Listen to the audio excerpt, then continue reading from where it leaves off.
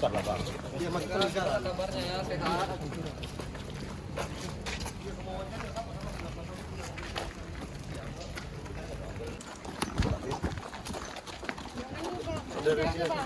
Iya.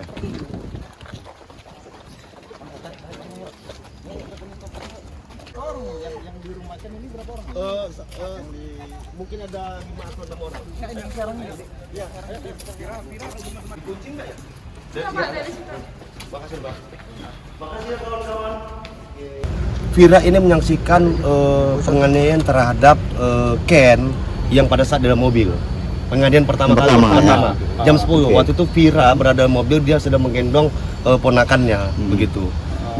Yang kedua, pemeriksaan dari beberapa teman-teman ini adalah terkait mereka melihat penganiayaan yang terjadi di depan rumah AKBP AH dan juga penodongan senjata, ya, yang menurut Ken dan beberapa saksi di situ. Yang ditodongkan itu bukan hanya si Ken yang ditodong senjata api, menurut informasi dari klien kita.